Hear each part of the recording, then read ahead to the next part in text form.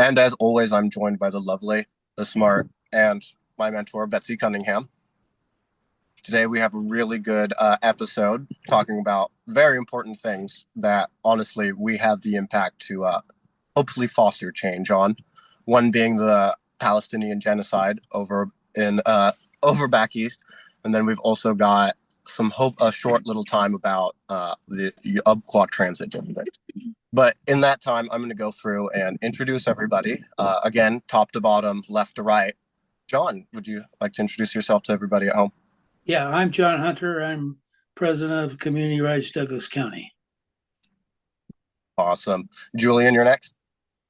Hi, everyone. I'm Julian. I'm an educator in the Douglas County School District. Thank you for coming here, Melissa. It's good to see you again. Hi, I'm Melissa. I'm coming to you from Davenport, Iowa tonight. I'm happy to be here.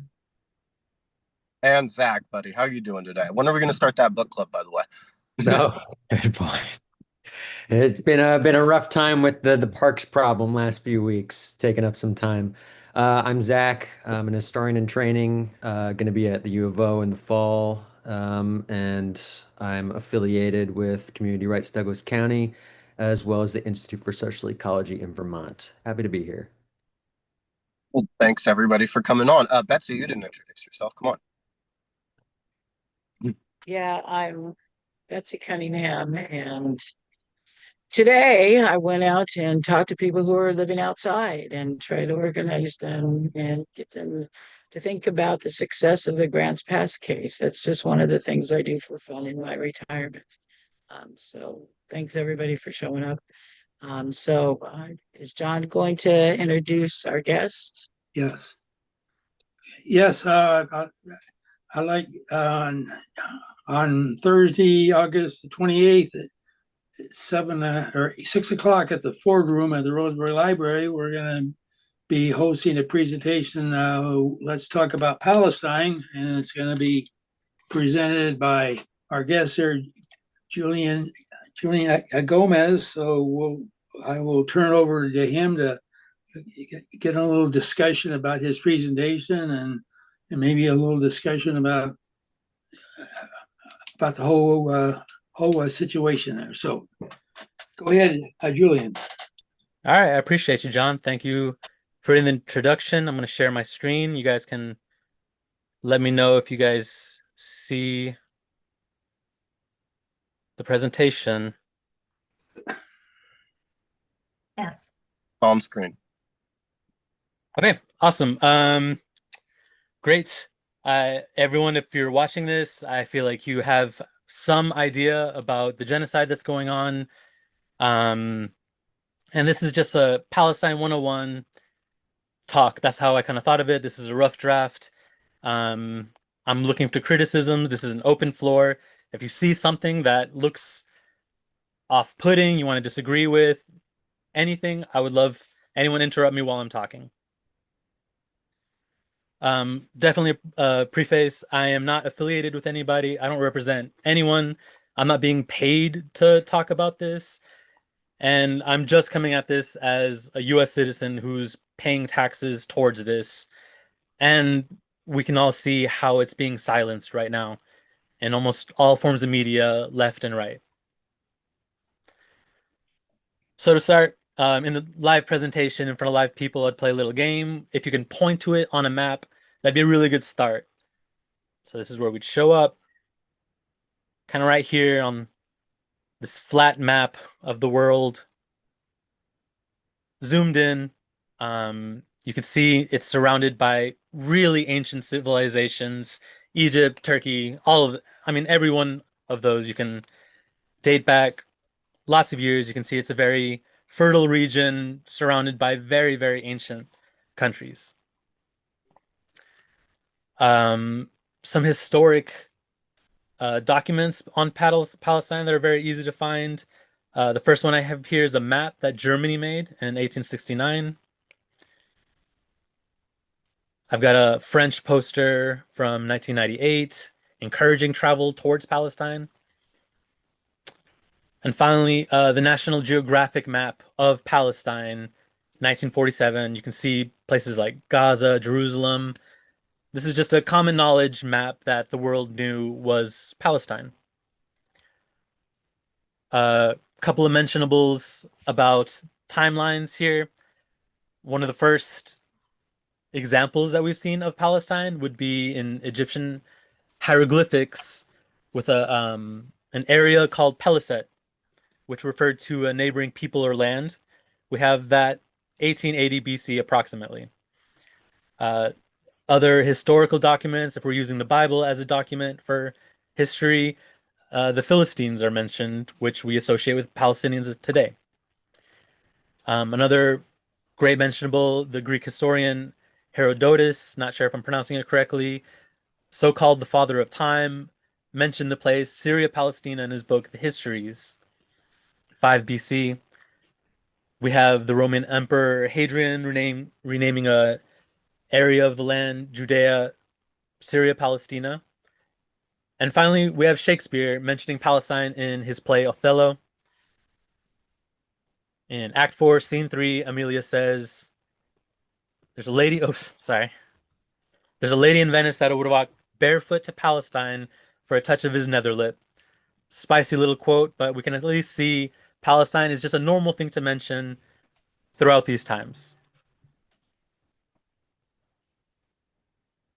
I'd really like just to pause and reflect on this last slide if there's any comments on what you've seen, because the idea that I'm trying to pass on from this point forward is that if we can accept that it was a fertile region, that there were human beings in ancient Egyptian times, that during the Greek ancient times, during Shakespeare's time, if we want to talk about that Jesus was born in Bethlehem, which is currently found in Palestine, then we must accept that it was not an empty land, but it had people of all faiths.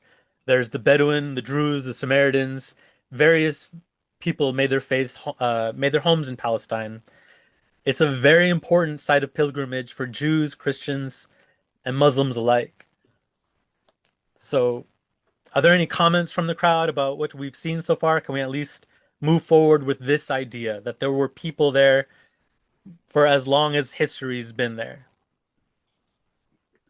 I'd like to add something when we're saying that there is this region that has and has not been called Palestine, something similar for a very long time.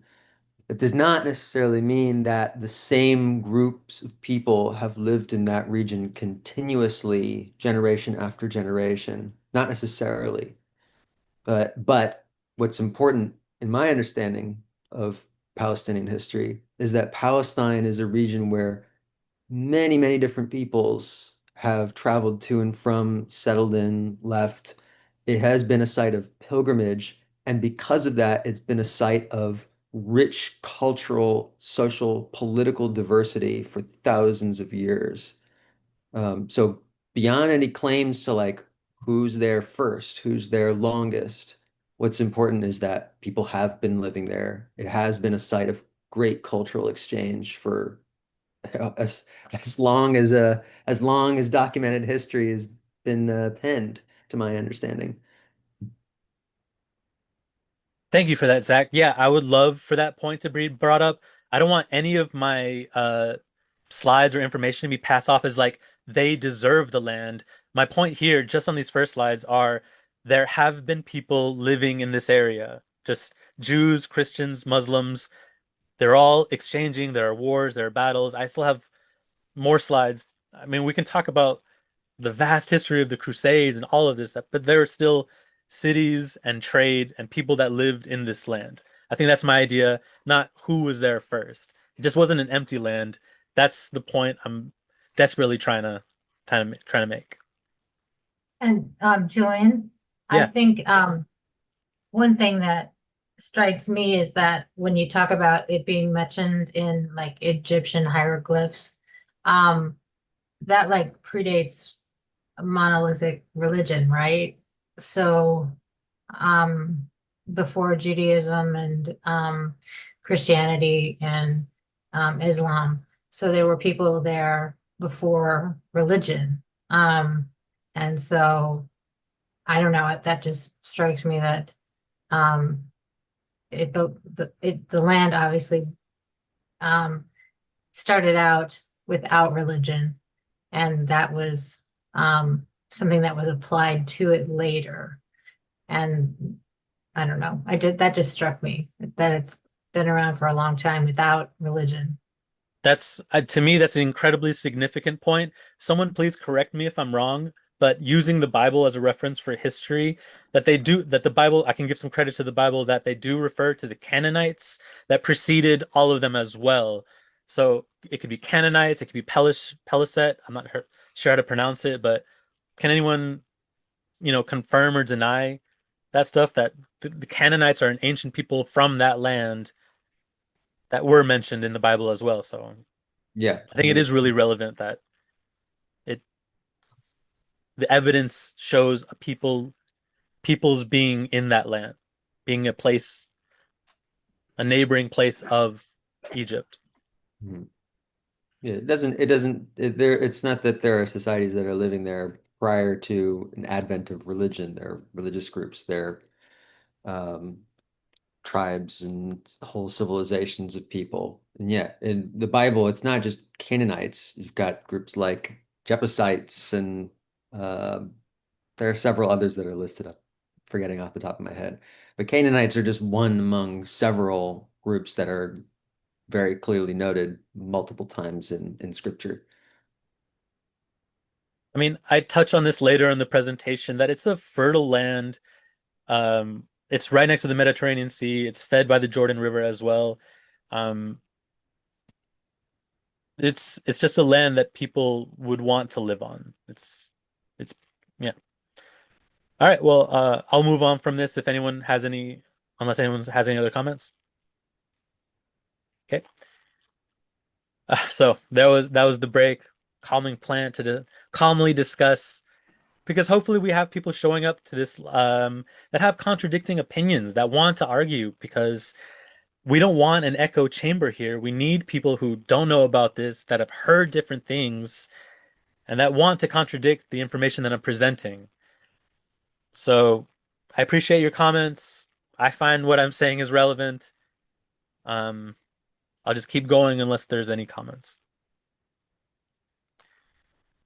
Palestinian culture, the next couple of slides, I'm going to talk about some really ancient, beautiful things that Palestine has to offer the world, that has offered the world. Um, just some examples of their food, dance, and textiles. We have some Palestinians that have said that they will come. I'm not sure if they will present the food that they're cooking or maybe some clothing that they will bring. My idea is that they present something of their culture. If not, I can delete this slide. A couple of notable artists like this Mahmoud Darwin had some real bangers of poetry. I really loved what I found for his poetry. Something significant I found is a Romeo and Juliet situation where he fell in love with an Israeli woman and discovered that she was working for Mossad. They made a documentary of his life and this romance in the movie called Write Down I'm an Arab, a documentary. The title is from one of his poems that describe his life as a Palestinian. Julian, you want to tell us what Mossad is? Mossad would be, I would say, the CIA of Israel. Would that be accurate to say? Like the intelligence agency of Mossad that is just infamous for having links in every government in the world, works closely with US intelligence. I mean, there's just so much history there with Mossad. What would you? I could explain that better, and I could explain that a little better in the slides if you'd I like, would Zach. say it's Israel's major intelligence agency. Yeah. Okay, I'll put that Yeah. in little brackets. Appreciate that. Another writer, Ghassan Kanafi, author, journalist, leader of the armed Popular Front for the Liberation of Palestine. In the end, was assassinated by Mossad, the intelligence agency, with a car bomb. Here's some of his literary works. These are fiction. They're based on Palestinian life, but they're very influential. And I wanted to watch a quick interview of him because he has a very famous interview that I would like us to watch. Let me know if we can hear how this works.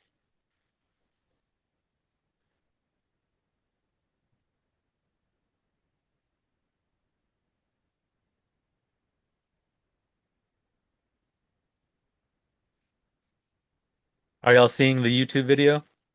Nope, it'll probably be in a different window. See if I can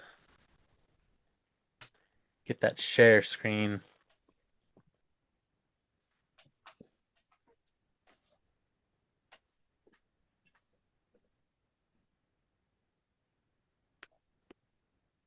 Are we on the video? Now we are, yes. All right, hope you can hear it.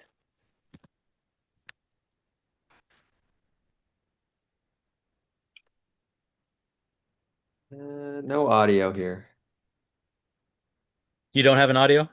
No. Okay. I'm gonna skip this for now. Technical difficulties, but he just has a very uh, beautiful argument about why Palestinians refuse to give up their dignity and livelihood. The interviewee is asking, why don't you just do peace talks? And in the end, Hassan, the person I mentioned, says, because we want dignity. Dignity is better than death. So found it very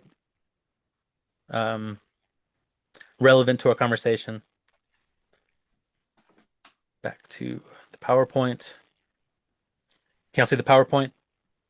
Yep. Okay. And finally, last one, I have Edward Said. Is born in Jerusalem to a family of Arab Christians. He was a famous professor of literature at Columbia University and a founder of post-colonial studies. He has several published works, but one of them that I found very relevant is something called Orientalism, and it's a critique of Western views of the East, which is incredibly relevant to the Islamophobia that we're seeing against Palestinians and dehumanization. So, Oriental Orientalism to me is a very relevant work that I encourage people to check out. We have Palestinian art, some textiles where women could recognize different tribes in Palestine, hundreds of tribes based on just the textile designs from their artwork. A little bit of trivia. According to the Oxford English Dictionary, the word gauze originated from the Palestinian city of Gaza, which was known for making very fine fabrics.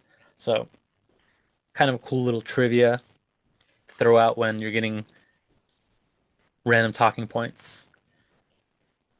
We have the Dabka dance.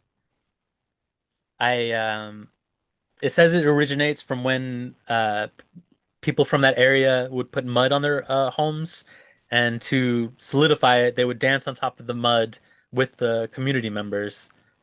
So I have I have a video, like 30-second video of a wedding dance where they're doing the Dabka dance, but I feel like I'll figure it out when we're doing it in front of an audience.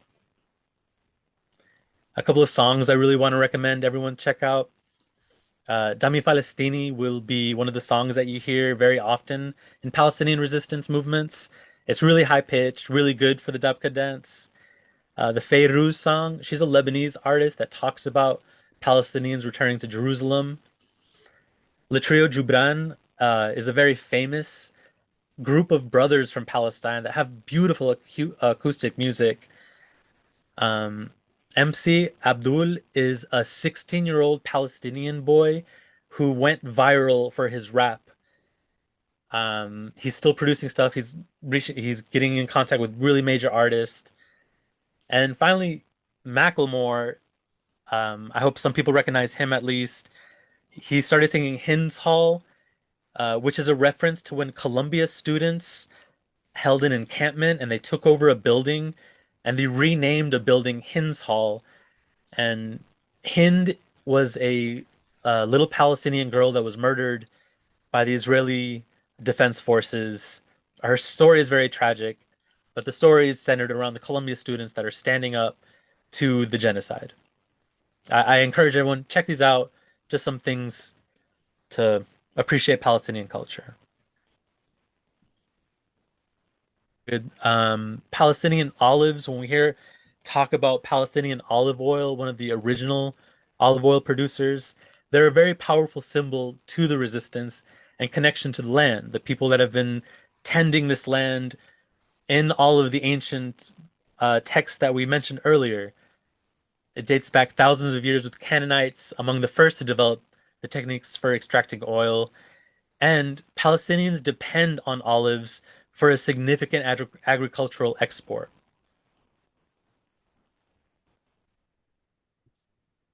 Here, I'm hoping my Palestinian guests will bring some of their food.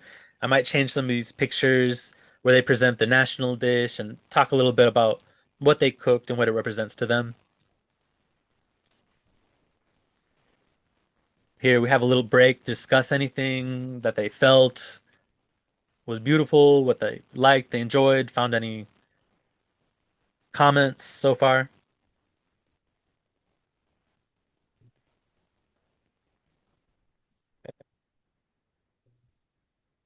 So this next part, this is going to be my third and final part of the presentation. This is going to be, I would say, what leads to our current events of Palestine. I'm hoping for some audience pushback on this. I'm hoping for some, at least calling out, because this part's going to get really, I feel like, personal and sensitive for a lot of people. Um, I'm trying to bring as many facts as I can. I am obviously very biased, but I would love someone to just call me out what they disagree with, what seems, I don't know. I would love any criticism of what I'm presenting. So Zionism, we can describe it as a nationalist movement focused on building a Jewish home in Palestine. The movement gained momentum due to European anti-Semitism in the 1800s. Very significant figures were Theodore Herzl and Leon Pinkster. They were nationalists and key figures in promoting settlement in Palestine. There are also Jewish groups such as BILU. I could attach the what it stands for when I update this slide. But they were already creating settlements in Palestine in the 1880s. Finally, in 1897, Theodor Herzl convened the first Zionist Congress and was elected president of the Zionist organization. So we can see a lot of global movement for Jewish settlement in Palestine starting in the 1800s. This is very strong lobbying groups and appealing to the globe for a Jewish homeland. To me, a very significant turning point in history was the Balfour Declaration, where the British government officially declared their intention to support a Jewish homeland in Palestine. This is Arthur Balfour. You can see a picture of a member of the UK government at the time. And something very significant to me is that in this document, this very turning point, they said they did not want to infringe on the current people of Palestine. Melissa, you have a question? Yes, I just wondered, prior to the 1880s and this movement to create a Jewish homeland in Palestine, I'm very ignorant of this, but where were the Jews? Did they have a place that was considered a homeland? I mean, where were they located? They obviously were, I mean, we know that a lot of them were in Europe and America, but I mean, in the Middle East, did they have any place that they considered their homeland besides Palestine? I feel like Zach will be an excellent resource for this. I just wanted to make a quick statement on that, that in the Bible, Jesus was Jewish and he was in Palestine when he was born. So there was a community of Jews in Palestine this whole time. We cannot say that Jews weren't in Palestine during this time. That's not the point I'm trying to make. So, Yeah. Zach, do you want to add to what I just said? Sure. Well, the concept of a homeland is not um, the concept of a homeland as we understand it today in discussions of Zionism, the claim that uh, Jews have always, in a sense, belonged to, possessed essentially this land called Palestine. That's very different than how people thought of where they were living and even what Palestine was back in the 19th century. Uh, Palestine, particularly the city of Jerusalem, to a lot of Jews in the 19th century and earlier than that, was a homeland in the sense that it was understood that Jews had their point of origin in that area and that it was a watershed, a place of refuge, and especially a place of pilgrimage. For centuries, there are plenty of pilgrims from North Africa, from what we call the Middle East, from Europe, who were Jewish, who traveled to and from Palestine. Includes famous rabbis like Maimonides, Nachmanides, some who even set up schools and lived their final years in Jerusalem. But it wasn't considered a homeland in the sense that there was a blood tie to it. That's more a product of late 19th century and 20th century thinking. Uh, but where were Was it Jews? con- was it considered a shared space, for lack of a better term, Well, between it was de facto a shared space. Jerusalem, Palestine has been occupied by various empires for centuries upon centuries, sure, thousands of years. And prior to the British Empire seizing control of the territory at the end of the First World War, I mean, if anyone's seen the famous film Lawrence of Arabia, that deals with that topic, the popular example of that history being put into media. But prior to that, it's the Ottoman Empire, a Muslim empire that has the present day Turkish state claims continuity with historically. Um, so it was under Muslim rule for a long time, or Turkish Ottoman rule for a long time. It's been variously under the rule of Christian kingdoms. I mean, the French occupied it, Or or Crusades. really I want French to mention kingdom. the Crusades are Yeah. really significant in taking over. Christians, Muslims fought over it and exchanged for thousands of years. So Yep. But what you also asked, Melissa, where were Jews in this time prior to the 1880s? Uh, Jews were scattered throughout many parts of the world, predominantly in parts of Europe, especially Central and Eastern Europe, um, in areas of Western Asia, ranging from Anatolia or well, present-day Turkey to Iraq and Iran, in Northern Africa, all the way as west as Morocco. There were historic Jewish community centered in the Iberian Peninsula and what's now Spain. A lot of famous rabbis come from Spain. Whole schools of thought come from what is now Spain. Um, but a huge bulk of the Jewish population um, was based in the 19th century in what was called the Pale of Settlement in Eastern Europe. And this was mostly a contested ground that was variously held by the Russian Empire and kingdoms of Central Europe. So those include areas now like the Ukraine, like parts of Poland, Lithuania, Austria and Hungary, and Western Russia as it's located as it's today. Like my own family has roots. I'm Jewish. My own family has roots in Odessa and in what is now Ukraine and parts of Belarus. Other people I know have family from Lithuania, and that's really where Zionism begins in that Eastern Bloc, as we know it. It has strong roots in former Russian imperial territories, cities like, well, Odessa was one, So Zionism's coming out of there. Jews are very widespread, but also it's important to note that Jews through through up until till the later 19th century are predominantly considered a religious community.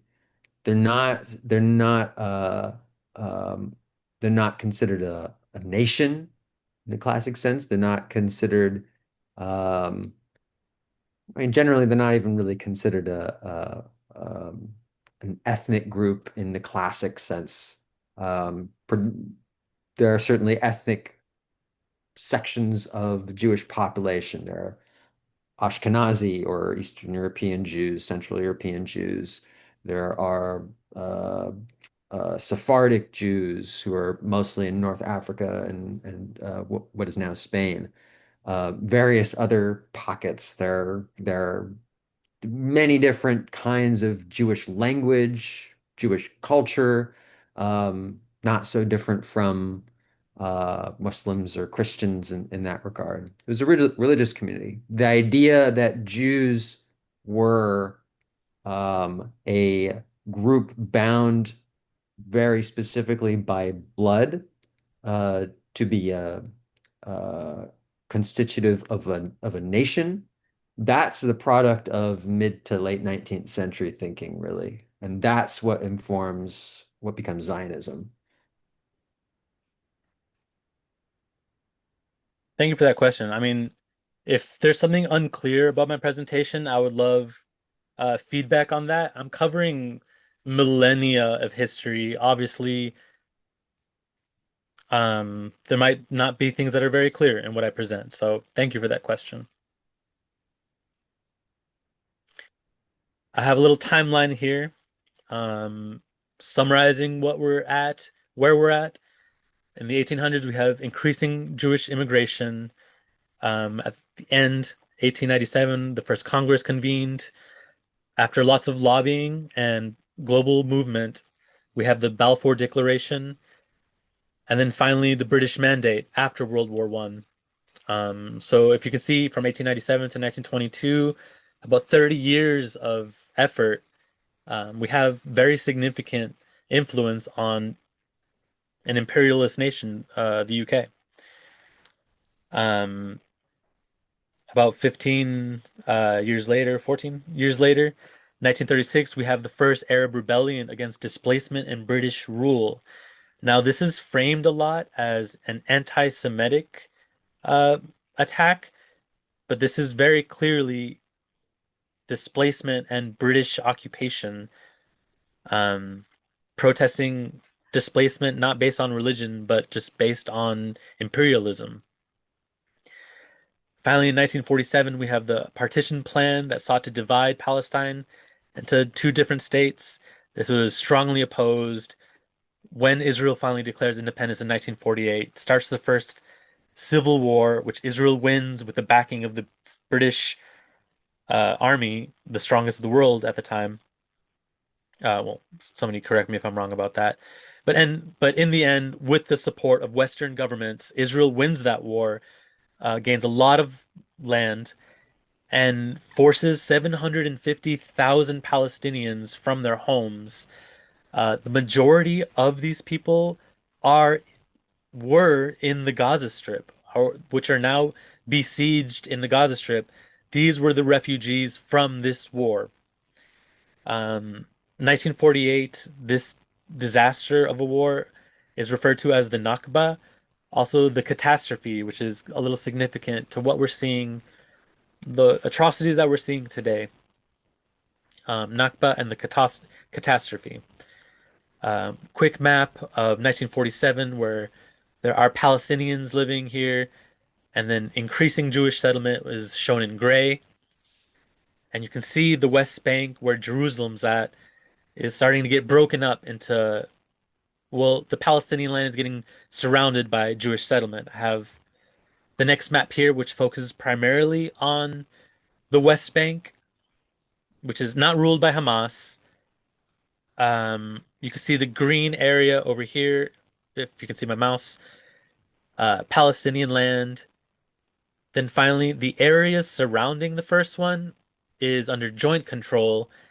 And finally, this bluish grayish area at the end, you can see Israeli settlements surround the remaining Palestinian land in the West Bank.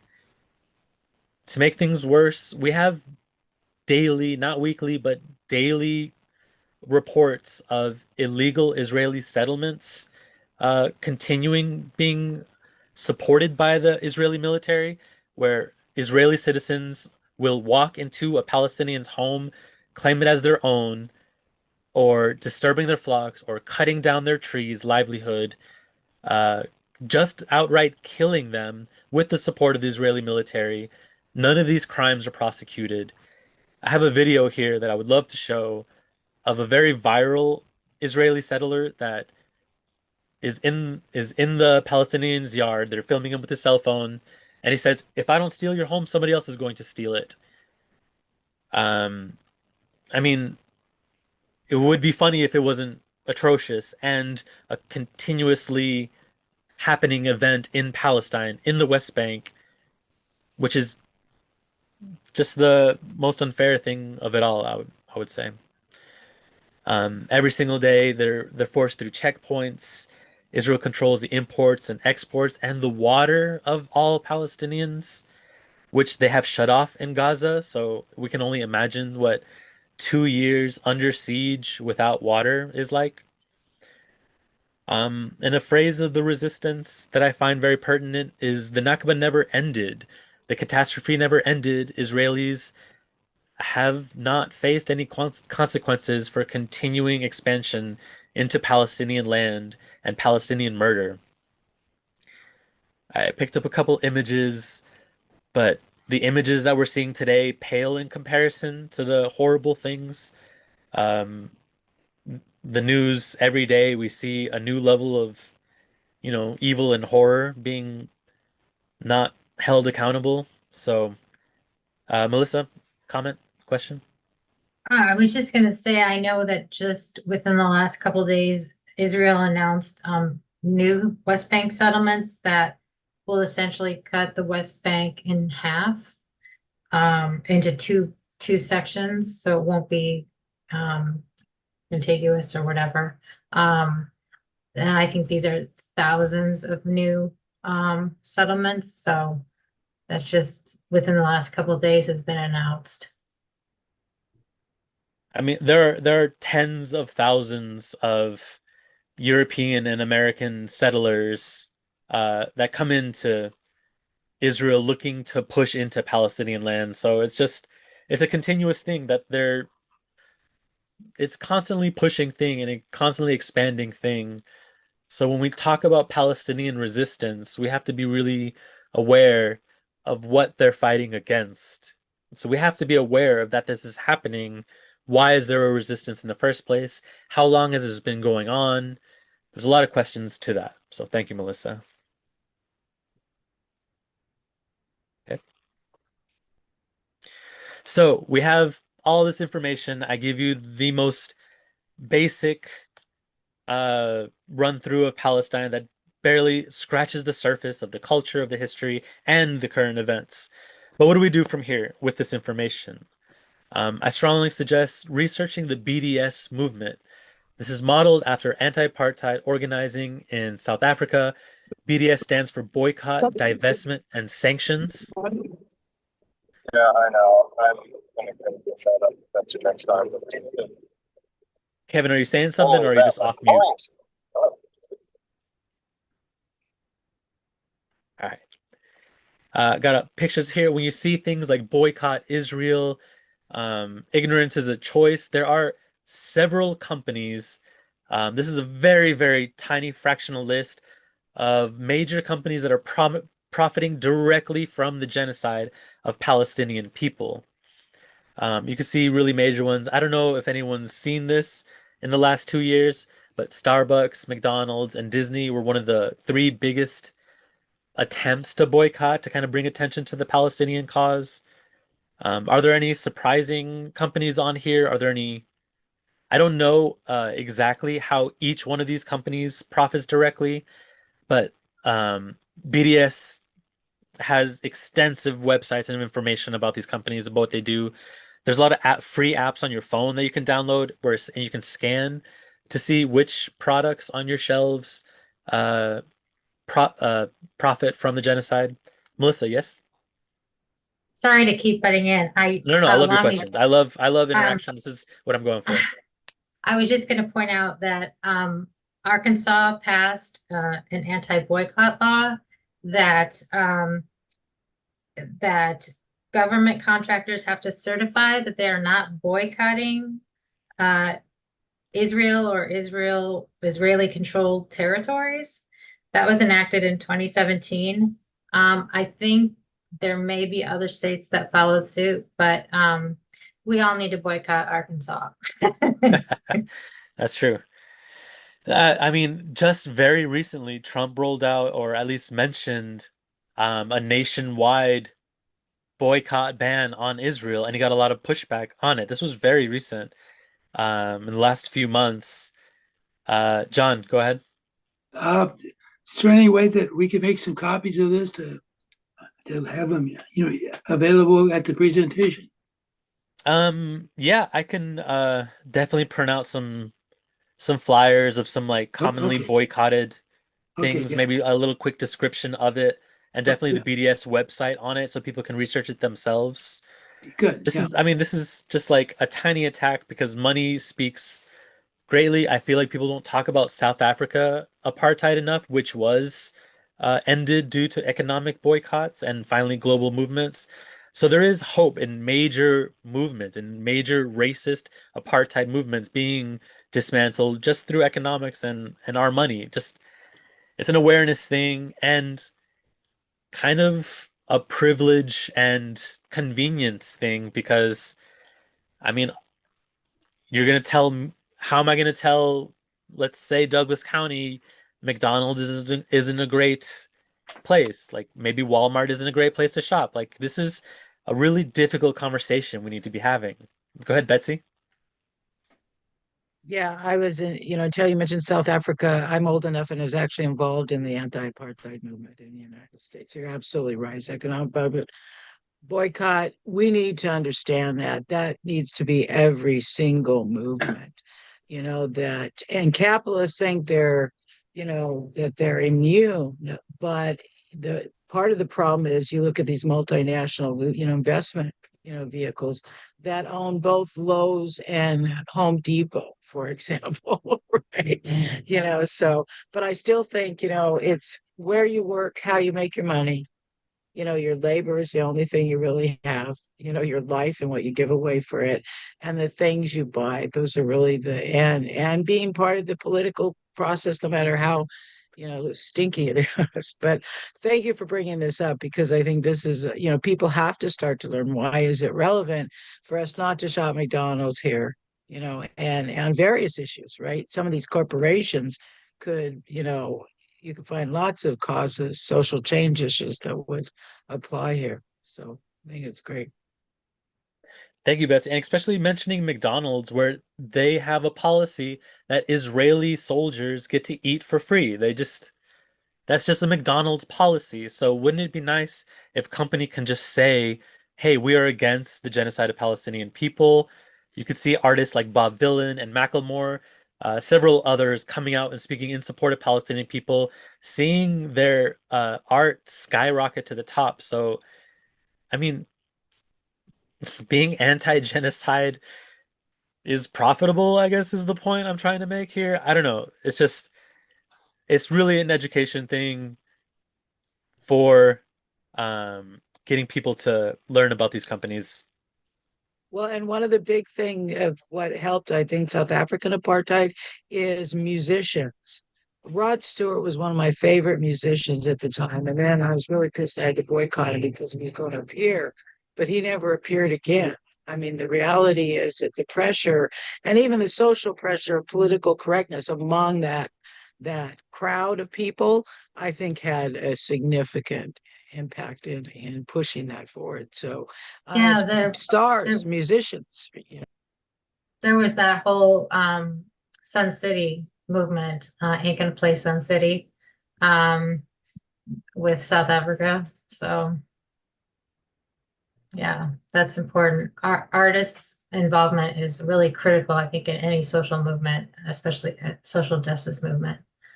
So I thank you for highlighting those artists. I mean, I hate to be that guy, but I just saw that Madonna finally, after 2 years of the genocide, just posted a plea to the Pope, please go to Gaza to protect the children.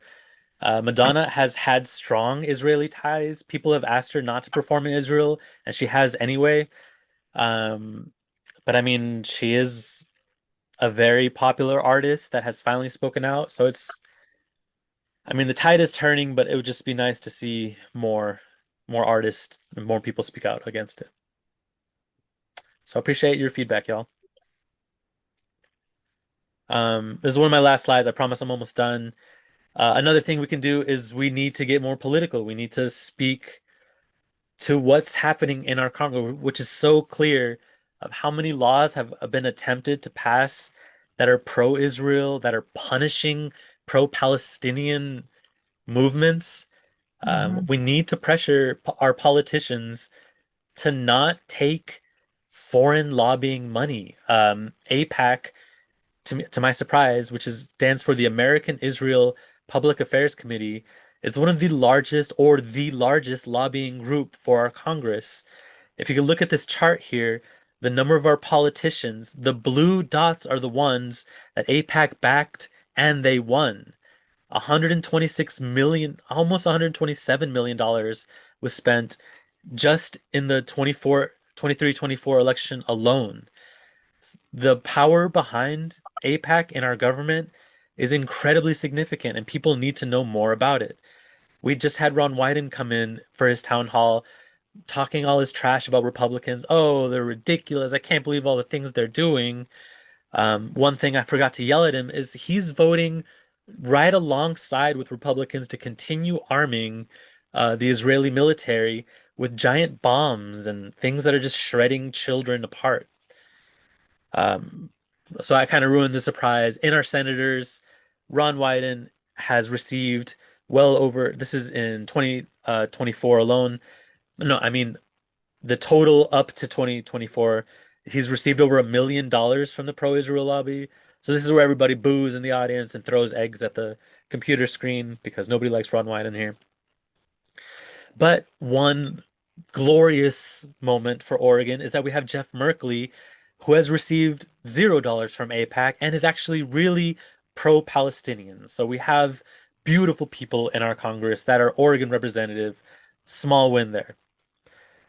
But back to the Um, bad news. All 6 of our representatives have taken AIPAC money. So we're 1 for 7. Did I do that? 1 for 8.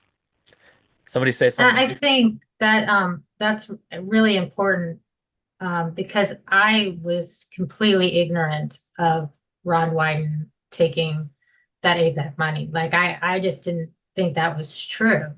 And then once I found out, I mean, of course now I'm totally disgusted.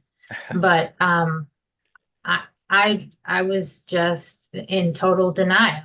Like, how can this Democratic senator who supposedly fights for me be taking all of this blood money? I mean, so I think it's so good that you're pointing this out because I, for one, was completely ignorant of this. So thank you for pointing this out.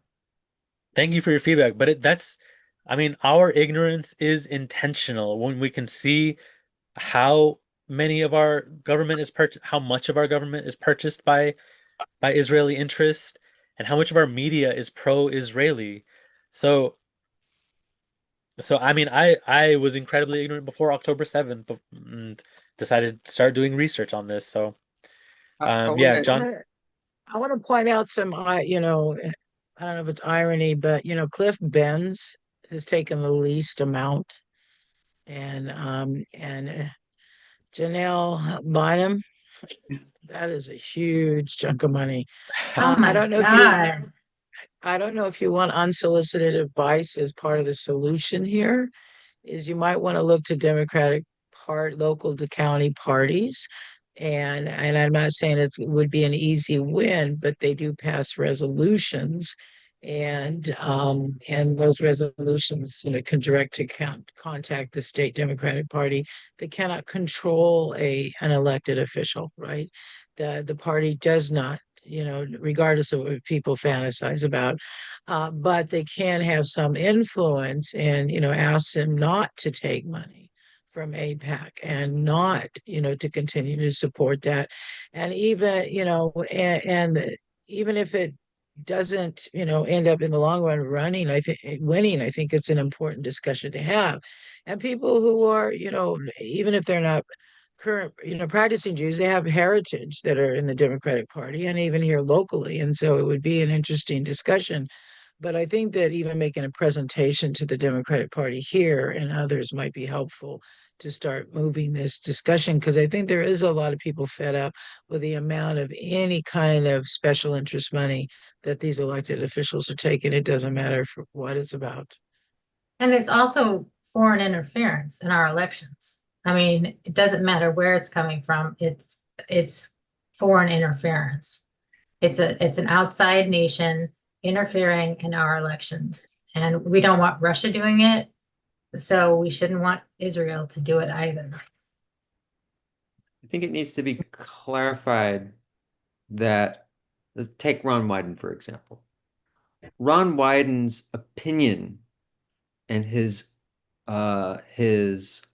legislative history regarding the state of Israel is not just swayed by being given however much money through AIPAC, through donations that are, from lobbyists favorable to the state of Israel.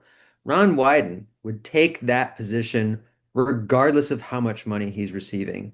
The money that is used in this case that is donated, given to these elected officials is largely for getting them elected, getting people who are already favorable, who already think of Israel favorably, who will support the Israeli state, its continued existence as it is, and its actions, to get them elected, to beat out candidates in even regional elections here in the United States who stand in opposition to that. It's not that their opinion alone is shaped by the money. Their opinions are typically already formed by the time that they're running for office. The money is helping them get into office and staying in office. John, you I had your think hand up for a while. Sorry. Let's give John a chance. Yeah, me? Yeah. Yeah, well, yeah, I mean, Betsy was talking about this. I just find it very interesting that, that a black woman is 3.5 a million in donations. That's kind of ironic, or to me, that's especially in Oregon, that's kind of really strange.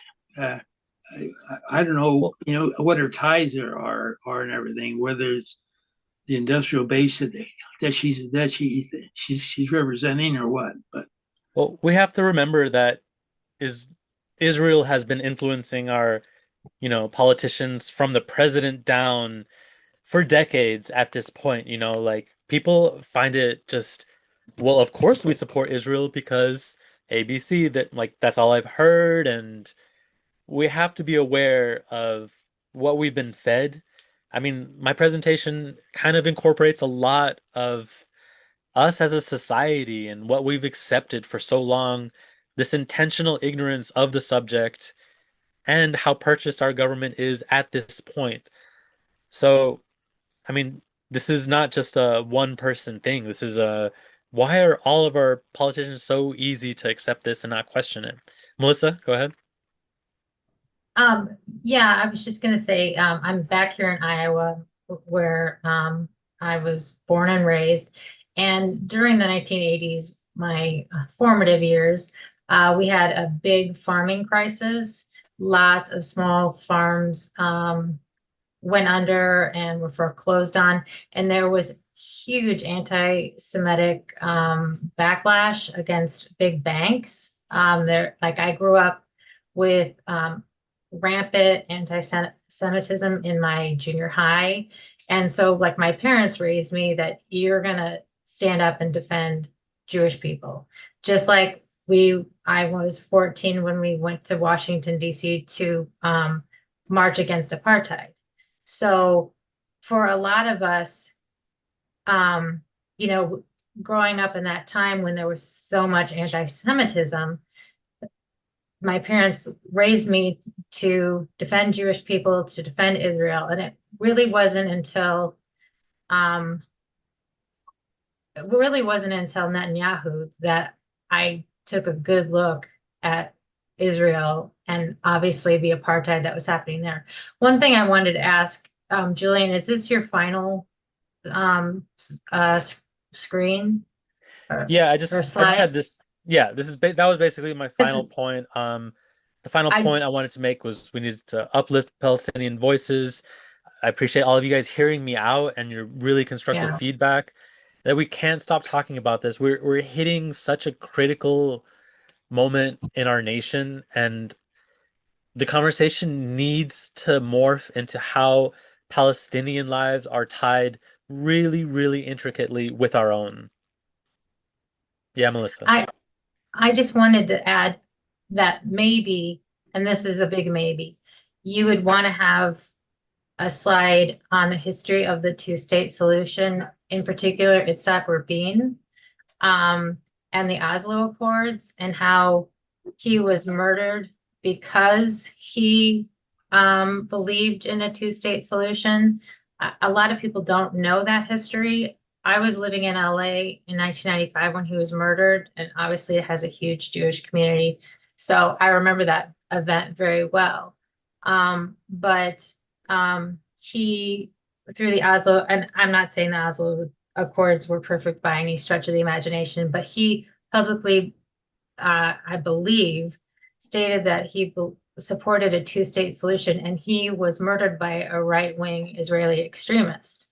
And I often wonder would Israel and Palestine be like today if he had lived.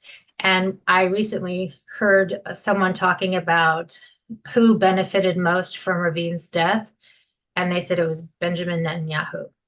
So I don't know if that is anything you want to address, but I think it might be important for people to know that there was an Israeli prime minister who believed in a two-state solution and was murdered for it by right-wing Israelis. I can see how that is very relevant history, very recent, well, much more recent than other things. I need to push back on the two-state solution idea because what we're seeing is if we're maintaining a Jewish state still, that still means that you would believe in Jewish supremacy. This is my opinion, and I'm hoping to get pushback from opposing viewpoints. Um, but I don't believe that talking of a two-state solution is helpful here because that, in my mind, I can't wrap my head around. That means you want to maintain Israel as it is. You're seeing several nations speak a lot of useless rhetoric that, oh, we're ready to grant Palestinian statehood now, and how panicked Israel is of that. It's just the very notion of Palestine that it's so antithetical to what Israel wants. Um, to me, it's clear that the two-state solution wasn't a viable solution. That's my opinion, and I would like to hear feedback from others on Where that. where do you think that um, Jewish people should go who are in Israel? I I don't have I'm not the person to figure that out. I um would like the ideal solution that we don't have uh um displacement or expulsion, but at this moment there needs to be military intervention on behalf of the Palestinian people. Um Mhm. I'm not calling for more genocide. I'm calling for the end of genocide and violence. I Yeah, don't see how we can't have a solution that has people living together. If you are not able to live next to Palestinians and view them as human beings, then I think you should go to The Hague and be tried for crimes against humanity. I yeah, believe there is a movement in Israel for coexistence with Palestinians. We can't discount that there are Israelis fighting against the genocide. There are many students getting arrested for refusing to participate in the genocide. So there is a movement and ideology inside of Israel that isn't just, it's not picking up enough steam. Um, I don't have a better answer for you, Melissa. Where should they go? Because there needs to be a lot of things that happen before we give land back to Palestinians that are being genocided right now. Does that make sense? Do you have and any questions about what I said? yeah, and what I asked, I was just kind of playing devil's advocate, No, of like, course. I need that. you Yeah. know, yeah, Yeah. just like you were saying, pushback, just and it's a extraordinarily complex and complicated question, as the issue is. But I am right there with you that we know crimes against humanity have been and are being committed daily, and that people need to be in the Hague. I'm right there with you. When one is asking where would Jews go, would that be presuming that the conclusion is a one-state solution of some kind? That's a good point. Because if you're saying where are Jews going to go, you'd be having to presume that the outcome of what's long been called the Israeli-Palestinian conflict is Jews being removed from the region and it being entirely a Palestinian Arab or Palestinian Arab, largely Muslim nation state, which I've heard plenty of Palestinian nationalists advocate for. But if many have talked about this conflict and said a genocide. It's at the point of genocide now. But I've Yeah, talked about this conflict over many, many years, specifically in comparison with South Africa. yeah, Uh, Particularly the word apartheid is used a lot. The word literally meaning aparthood in South African law prior to the 1990s. And what the solution was in South Africa's case. And of course, South Africa is no perfect society, but apartheid is over in legal terms. It still has, of course, uh, it still has its lingering effects that are devastating and impoverishing and still very separating in that society. But one person is one vote, one vote. That movement was that movement was in many regards a success. One person, one vote. Apartheid legally did end, and that was a one-state solution. The mhm, Bantustans, or the like ethnic enclaves that were established by the apartheid regime in South Africa, like the Zulu Nation, had its so-called had its own Bantustan, like a reservation that was governed by basically an authoritarian dictator that was empowered by the white South African government. Those those those were dissolved. The legal boundaries for those were effectively dissolved with the ending of the apartheid system. So there could have been a kind of two-state solution with those being codified as their own nation states.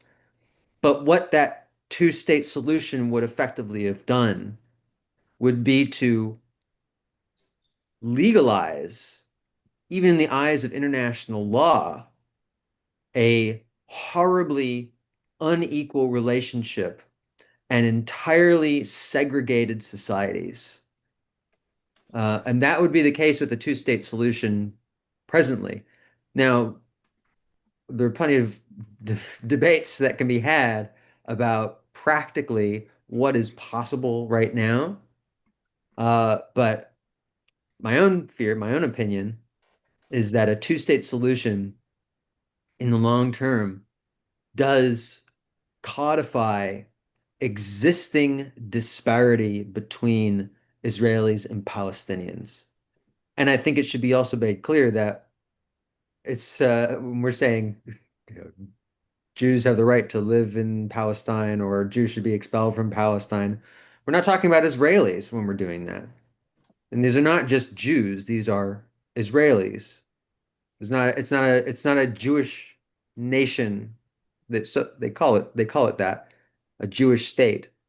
But Israeli is the nationality. Jewish is not the nationality. And we should be talking about it in those terms to better understand what we're actually dealing with. I think that probably the better outcome in this, now I would not advocate for the formation of nation states or a state. I myself am opposed to statism. But practically speaking, I've heard arguments, actually even from the father of Zohran Mamdani, who's running for mayor in New York. His father, Mahmoud Mamdani, is a famous post-colonial scholar. An argument that he's put forward, and he's mainly an expert on South Africa um, and African post-colonial regimes. Uh, his suggestion was that what's actually needed is a one-state solution, but that one-state solution would be an equal society, not a Jewish state, not a Palestinian state, but a unified binational or multinational state where everybody in the West Bank, in Gaza, in what's called Israel, all are political equals in a shared society. That would be a pretty optimal outcome. Where we are right now, it's hard to say how that can be possible. But to Julian's point, uh, and the military question aside, this requires the direct intervention of the political communities of the rest of the world, the UN, of course, but it requires intervention from especially European powers. The UK, France, and others are already kind of moving in something of that direction with recognizing a Palestinian state, although that's a two-state solution. But it really does come down to the United States. The United States intervening, at the very least, pulling funds that we regularly give to the Israelis. That's what it's going to take. And that means that it's really upon us in all of our organizations to make that intervention possible. It seems kind of impossible right now, but that is what has to be done. Well, it feels like a lot, but I really appreciate you saying that it is on the US and its citizens to speak up and talk to our representatives now, where they're so clearly not listening to us, that the overwhelming majority, I mean, the bar is low. Please stop killing children. And that statement is now anti-Semitic. So the bar is pretty low at getting media and politicians to kind of hear us out. So I mean, this is community engagement and getting more involved in politics, which is asking a lot for people that are going through a really tough time with this administration already. But thank you, Zach. Yeah, like it's going to take a lot. I mean, this is something that's on my head every single day. Um, how can this be going on and we just live normally and not say anything about it? But go ahead, Melissa. You're on mute. Sorry. Okay. When Zach was talking about South Africa and having a single state, it made me think of, I think this is a fact, that there are more Jews in America than in Israel. And that's, you debate that. I've read that, but that may or may not be true. But it shows that we are a one state with multi nationalities, although people want to say we're a Christian nation.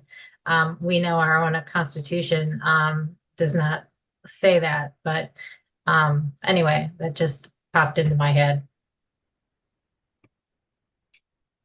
Thank you. Well, I don't, Live that's at the the end of my library. presentation. Like here, this is No, I mean this is where, the in-person one. You're gonna do one on what, the 28th? yeah, it's gonna be on the 28th in person at the library. Literally, it's gonna be the exact same thing. Hopefully, um, I'll be able to handle the video a little bit better. But what do you think? Is it too long? Is there anything that needs to be changed? I'm gonna write down get more specific about Mossad and there was a Jewish organization I wanted to put in acronyms. Um, One other correction I would have for you is you suggested earlier that in 47, 48, during the so-called Israeli War of Independence, what Palestinians call the Nakba, the British were supportive of that. It's important to note that that fight that was waged by the Zionists to establish the state was also against the British. The British mandate was dissolved as a result of this. The British government had to pull out of Israel, and they were specifically targeted in military campaigns. Jewish Zionist paramilitaries like Lehi, like Haganah, were not just attacking Palestinians, but they were out to get British government officials. I mean, they bombed hotels. So I would that say is like information that it, I feel it, like I missed. I it's did know important to that stress that the establishment of the state of Israel was both against Palestinians and the British government. what I understood was that the British government aided Zionist organizations. Am I wrong? Because that's what that's There was a tenuous relationship. There were certain Zionists in the British Mandate period, so that's prior to 1948, who were even content with having effectively a Jewish autonomous zone that was under British government. But the the Zionist the more militant Zionists who pressed for what became the establishment of the state of Israel were doing so in opposition to British government because they wanted their own sovereignty. They did not want to be under British government rule. And there were also arguments put forward by certain militant Zionists, particularly the revisionist Zionists. Famously, one of the major founders was Vladimir Jabotinsky, who's a very key Zionist figure.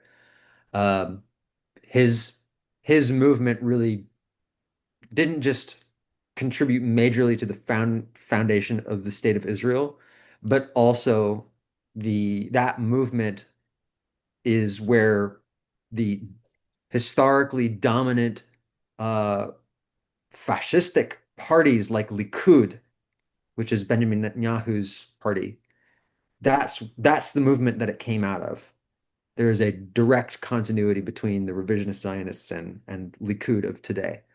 Uh, I think But I they could they were opposed to British rule, and they believed that the British were actually acting often in favor of the Palestinians, and so they launched campaigns of militant violence against British officials. I'll find a way to add that tidbit in. That is really fascinating.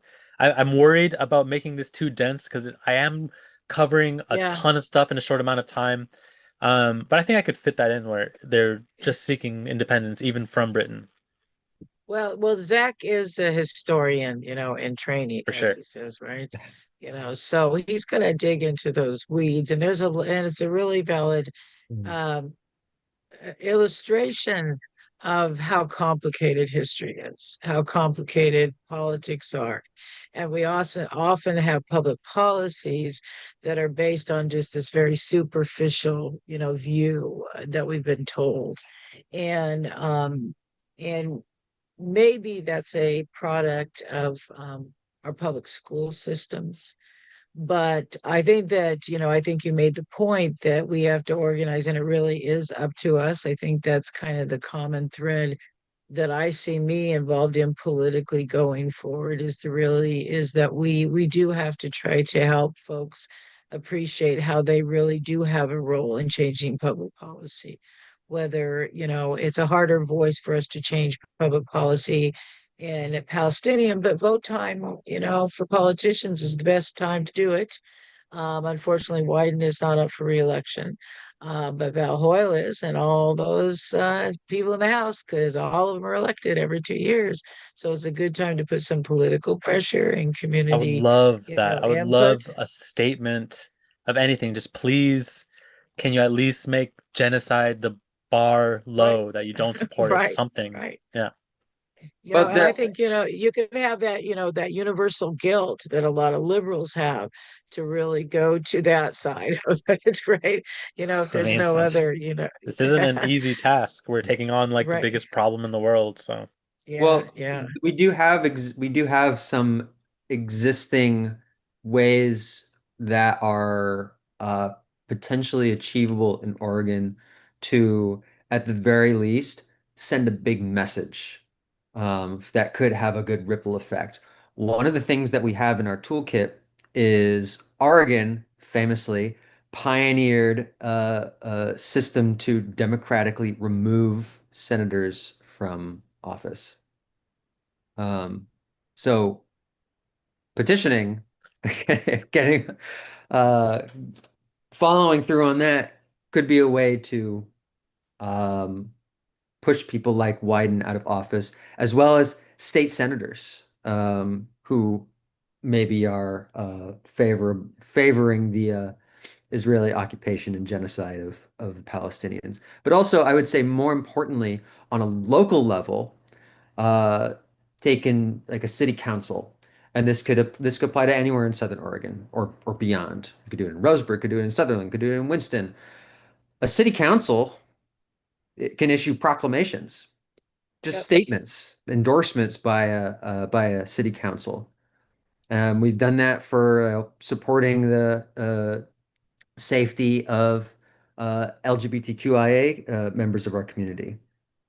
That's been done in the past. Why couldn't we approach city council with arguments and push a city council and make it an issue to uh, make it an issue for even future elections to make a local city or county statement opposing the genocide in Palestine. We could commit it as a city. We could commit as a county to a boycott. I mean, to It's me not that on the books in Oregon yet. Although Ron Wyden has pushed for, in previous years, has pushed to criminalize boycotts or advocating boycotts, we could still do it. yeah, Ron Wyden has said atrocious things about the whole genocide. So he's been very disappointing. But that would be a dream come true if we can get enough people in our community to speak up at the city council as like strongly as they wanted a freaking turf field. Be like, hey, can we please not have our taxes go to genocide anymore? Like that's just something common that we can all agree on, right and left. We just don't want our money going towards that. Can we all come together as a community and say that? Melissa? Yeah, on that, in that vein, I like what Betsy said earlier about Democratic parties of various counties. They can pass resolutions saying that we will not endorse any candidate who supports Israeli genocide. I mean, Ugh, that's a start, right?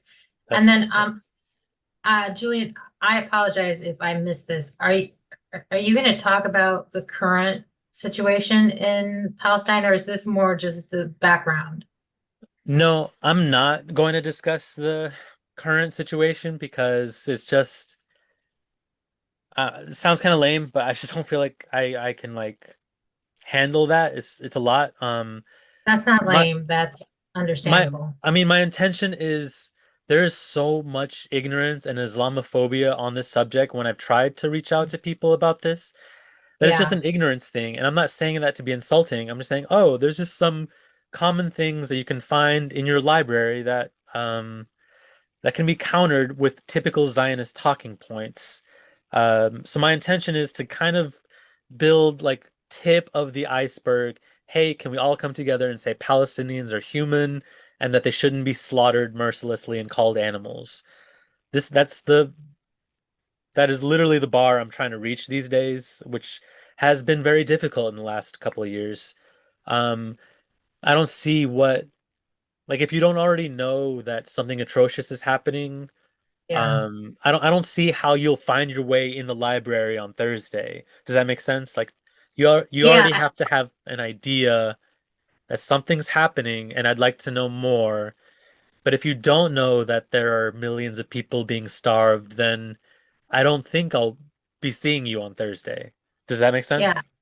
yeah. And I think that your presentation does a very good job of uh, spotlighting humanity, the contributions to arts and culture and cuisine and all of these things that we have reaped the benefits of from Palestinians over the millennia. I think that uh, sometimes people need to be reminded of other people's humanity. And that's a sad statement, but I think your Yeah, it presentation is. does a great job of really showcasing that. I really appreciate that. Right, so hopefully people are at the library on the 28th. Yeah, I mean, putting up flyers. Apparently, John, you've had cases of them being taken down by, you know, local Zionists that don't like what we're saying. Yes, I know. Yeah, And this may be a good segue into the city politics, but there was a big controversy with thank you, Julian, for what you've done. And I want Okay, to I'll stop sharing. compliment you. Yeah, the reality, I have done things just because I wanted to do it. I'm not associated with a group, right? And I think that that's an important point to make. You don't have to be with a group. You don't have to identify with other people to go and do the right thing and speak out against the wrong things. And more of us need to be able to feel that we can do that. We don't even feel we have a seat at the table. Certainly, we're not going to criticize those sitting at it. So, if what, but your approaches and pointing that out, I think is very valuable for people to know that I don't have to, when I wear a hat, I can just be Betsy Cunningham, pain in the ass, right? I don't have to be Betsy Cunningham with this organization or that organization. And that's true with everybody. I mean, we just started I just started the idea of doing this podcast. I don't care if it's perfect and it looks like, your grandmother's doing it. It's cool with me. Just do it, right? And a lot more discussion like this needs to happen on all kinds of issues. So I do appreciate you sharing with us. And I'd cut the presentation to 20 minutes, but hey, you can't do that. I'm just Well, I because mean, with just y'all, I don't know how much that seemed like an hour. It Am I was, wrong? but Maybe hour that's 15? our fault. That's our input, which was very valuable and very good for our purposes. Right. I mean the thing I'm is not like criticizing you. I'm just we saying, need uh the audience to engage. So like we kind yes, of need some conversation. I we feel need a like lot of conversation.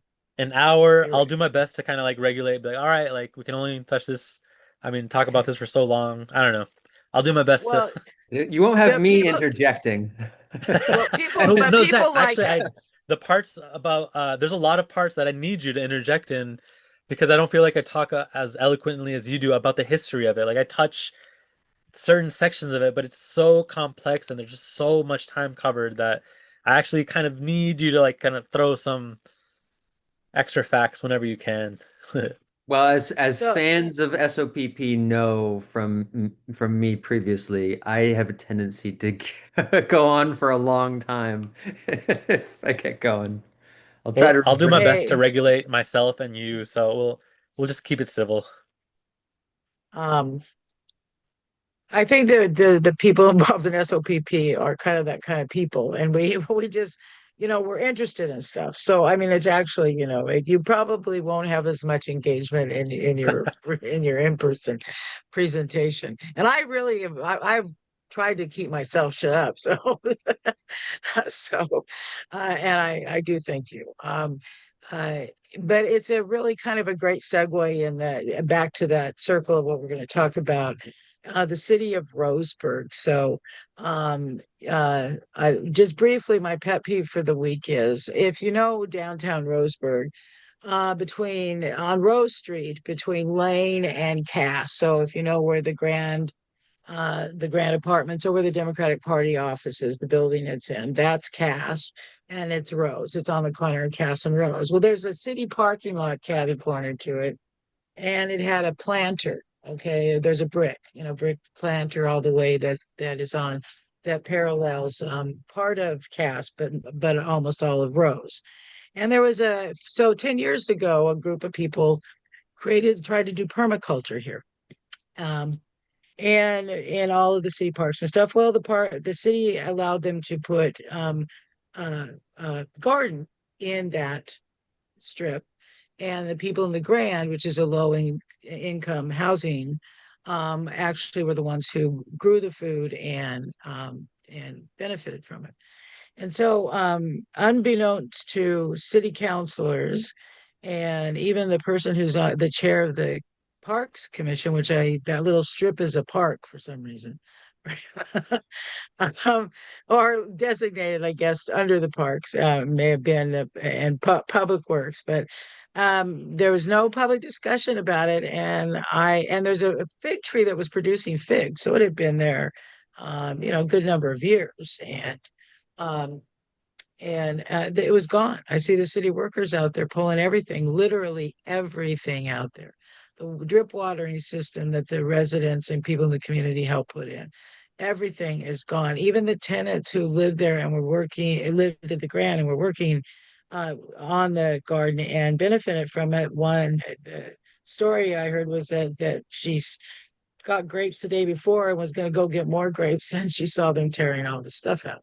So actually next week, this pet peeve is going to go to a bigger story, and we're going to interview and one of the people who was a part of that permaculture project, is now a city councilor in Ward 4, which is where I live in downtown. And she's going to be on the show, and then hopefully some of the people in the Grand, because the real question goes back to this whole thing is who's in control here? How decisions getting made. And this isn't even something that the residents weren't told this was going to happen. And nobody that really might have been able to even intervene if there was a problem, and I don't know if there was specifically what it was, then it could have been probably dealt with. So why did that kind of thing happen? And it's just all part of, this problem and it's our fault. I'm going to go back to, if we have staff people who are making decisions that should be made by the people that we elect to make them, or their delegates, designees, then we need to have this discussion, right? That we have the right to not be involved, but I think we have the right to be informed, right? I mean, the one big problem that you see is this lack of communication. This came up with the turf thing. I wasn't even aware of it until Zach sent me an email. I don't pay attention to soccer and turf. I gotta be honest. That's not one of the things I stick my nose into. But it's important because it's about the commons. Who is controlling our public property? Who's making the decisions? I mean, I don't even think soccer should necessarily be a main event that only they get exclusive use of. So, I mean, there's a bigger fundamental, but who's making this decision? How's it getting made? And so then we're going to roll around on the bus, which is, though I will use the bus analogy, is back to everyone's favorite topic, Umpqua public transportation district, and the train wreck that is probably the worst public entity I've ever paid attention to. And I've been paying attention to local public attendees for decades. And so that one messed up after another. So they had a hearing, I guess, Todd Vaughn, who was challenging the Douglas County clerk's office, basically over the election saying he should have won, and there was, some stuff going on, and we've covered a little bit about that. This case is pending. It's set for a next hearing or a hearing or something in October. But tomorrow at 5:30, Monday, the 18th, right, at 5:30, the Umpqua Public Transportation District is having their board meeting. And so these are public meetings because the Public Transportation District is a public entity and they must follow Oregon Public Meetings and Records Law. I do know that they're on Zoom. I have to say the only time I've watched them is on Zoom. And it'll be interesting because I'm not aware that they have agreed to seat Natasha Atkinson. And she was the one who was declared the winner by the county clerk by a vote margin, I think about 282 votes or something, which was not enough, not a small enough discrepancy to trigger an automatic recount. So this is this ongoing train wreck. And so does anybody have any comments, questions, input about those two topics? How do you find out about the Zoom meeting? Is it on the? It's on the Umpqua Public Transportation District. There's a whole list. Yeah, they do have the Zoom meeting, and they have the link to all of their meetings and their agendas on there. And they also, they do it live on YouTube, or it's on YouTube too. Their board meetings are on YouTube. It has made me ask a question myself in the last few days. Ben Edel, of course, is the centerpiece of the disaster at the transportation district. For somebody to have contempt for the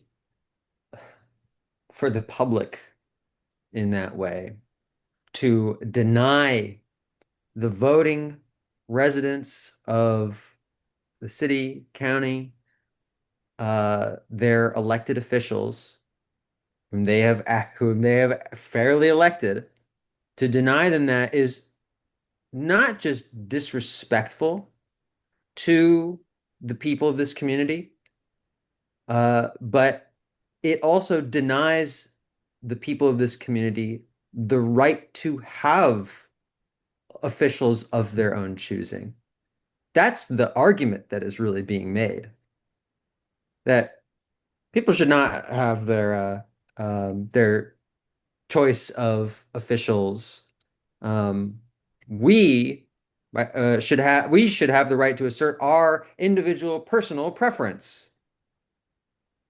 Us individuals who are protesting against the results of this election.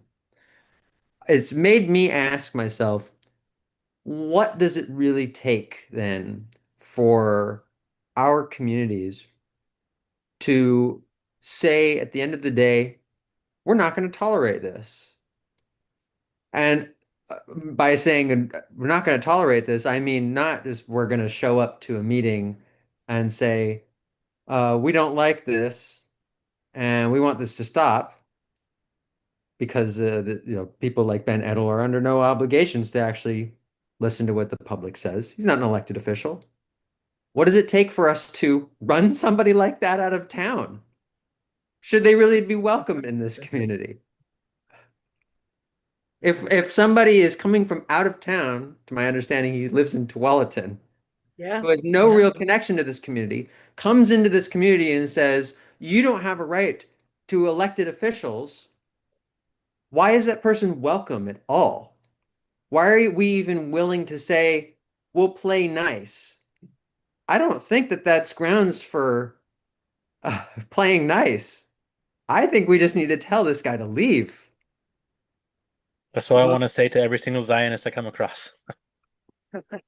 Well, if they're Zionists from here, they might have a right to be here. I think Zach's position. Can't win, man. Just can't win. Yeah, sorry, John. well, we could do it over. We could do it over. The tar and a feather thing. That would be kind of exciting, I think.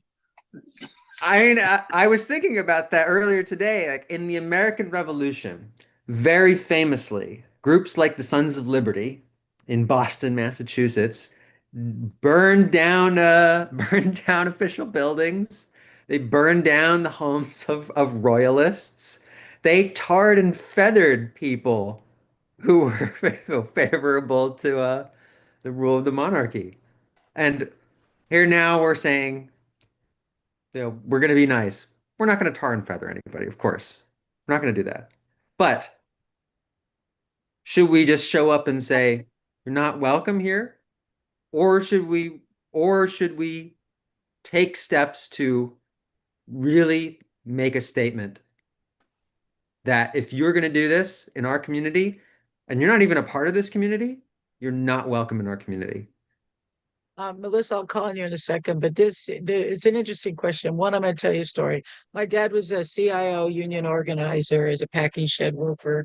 And if you don't know what it is, look it up. And it was in the Imperial Valley where the Salton Sea is.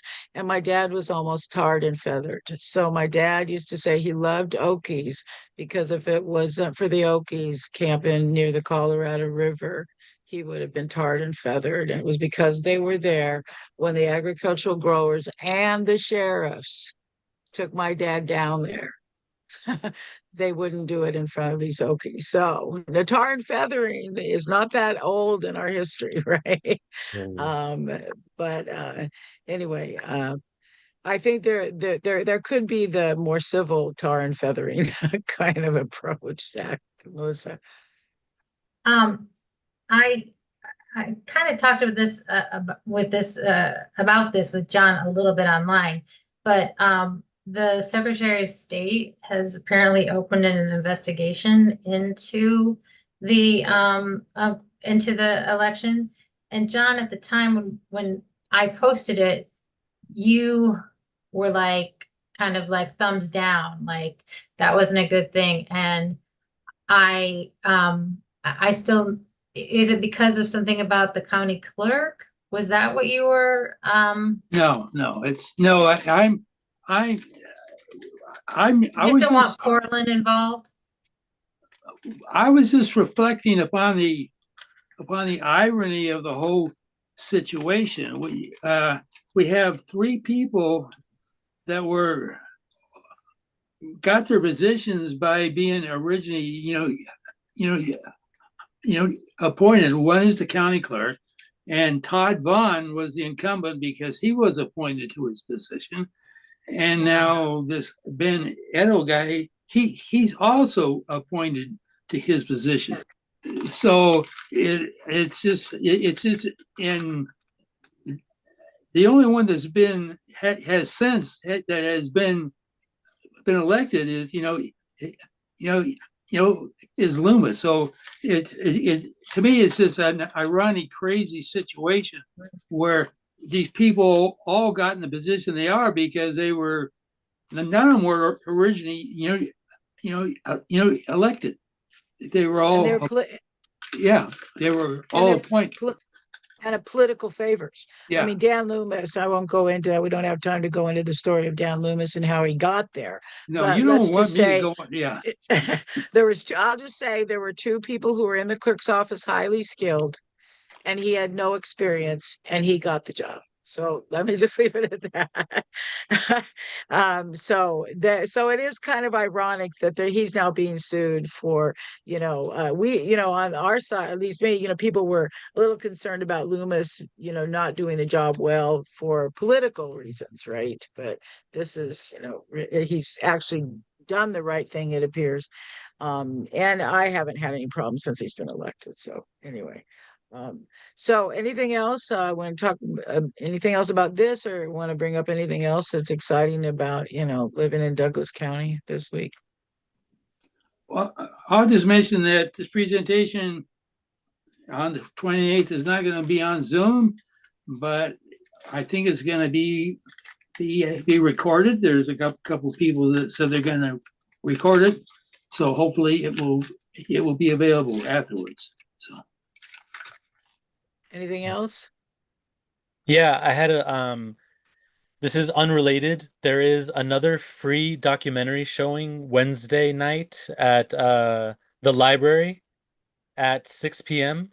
They're showing, it's called No Place to Grow Old, and it's a documentary that talks about the senior homelessness in Portland. Incredibly relevant. I feel like every member needs to come out as well, support. I mean, it's a free event. Good information and about the homelessness problem. So it's just kind of trying to get more, let's just say, social ideas into the community. Yeah, I saw What that time the is that? documentary. It's 6:30, 6 p.m. at It's the at library. 6 p.m. this Wednesday. Um, it's on Facebook, screening of No Place to Grow Old documentary this Wednesday at 6 p.m. at the library. Same place we're And I think holding the talk in 2 weeks. and I think the BIPOC group is hosting it. I Exactly. think is Yep. what I saw. And I did see the documentary a few months ago, and it's excellent. And because my primary cause is housing and homelessness, one of the things that we noticed, several years ago is the growing number of older people without housing. That's can So Very it's relevant stuff. impacting. Yeah, it's really kind of, and really the hardest people age group to be homeless is, either really young or older. It's really, Yep. even to live outside it would be a horrible mess. I would hate to do it at my age. So yeah, thank you. Anything else?